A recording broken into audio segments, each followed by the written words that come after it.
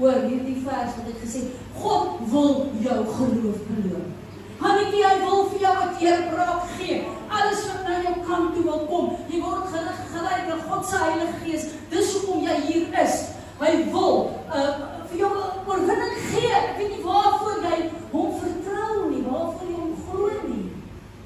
Maar Here, dankie vir dit wat God instoor het. Hebreërs 11:6, sonder geloof is dit onmoontlik om God te behaag. Want hy wat op God gaan, moet glo dat hy is 'n beloner is vir die wat hom soek. Mense wat God gesoek het en werklik beloning beleef het, ek breek die woord vanoggend vir jou oop, sodat jy dit kan verstaan, op 'n woord kan staan en sê God is 'n waarmaker van sy woord, want hy vat Hebreërs 11:6 en hy maak dit lewend in jou Heilige Gees, want ons dien 'n lewendige God. Ons dien nie 'n dooie God nie. Hy wil hierdie woord vat en hy wil dit lewend maak deur sy Heilige Gees. As ek vat Jakob, hoe het hy gebid? Hoe hy God gesoek het, hy kry opdrag om terug te keer na sy land toe. Eers om met 400 man op pad. Maar hy het benoud geraak, hy het bevrees geraak, maar hy het geweet waar sy hulp vandaan kom. In oomblikke roep hy na God. Ek weet nie wat doen jy in oomblikke van krisis en situasies, omstandighede nie, maar hoor Jakob, en dit wat God in sy lewe doen, en hoe die Here 'n totale ommekeer in sy lewe bring, en hoe Hebreërs 11:6 in jou lewe kan vervulling gaan, as jy God gaan soek, as jy hom gaan glo, as jy hom gaan vertrou. Want wat gebeur hierso met 'n Jakob? Red my tog in die hand van my broer, uit die hand van Esau, want ek is bang vir hom, dat hy my sal kom en my doodslaan, die moeder saam met die kinders. En hy kom met 'n konfrontasie met God, en hy besef sy broer is op pad. En hy begin worstel met die Here, en hy begin God soek.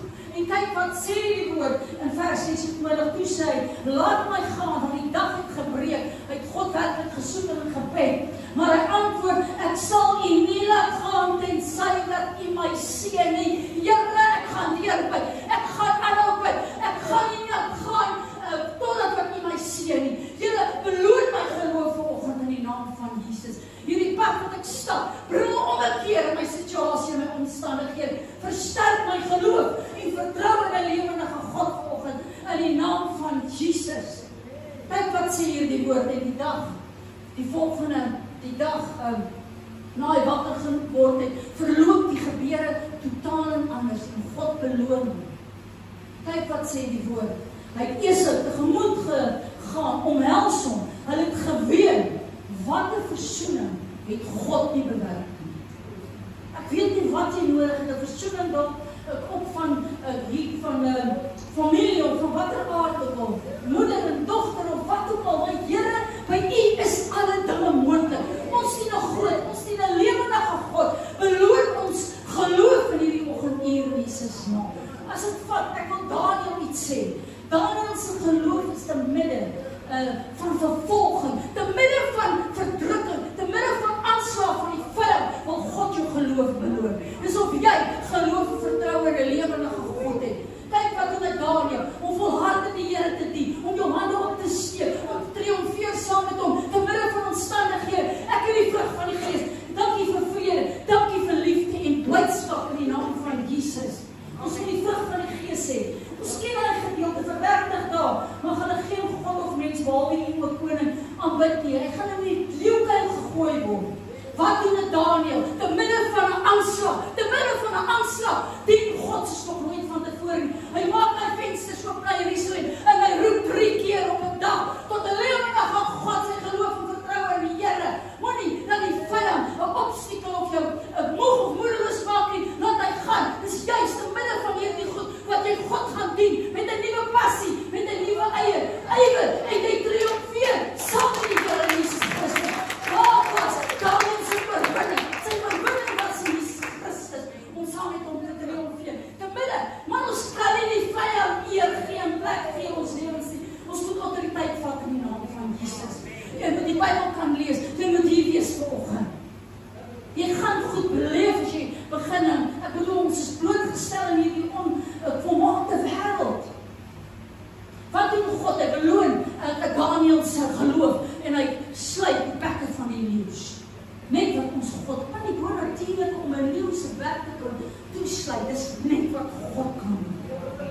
Moenie 'n situasie begin uitredeneer en uitbedink. En sê, Here, ek gee oor, U werk soos wat U wil.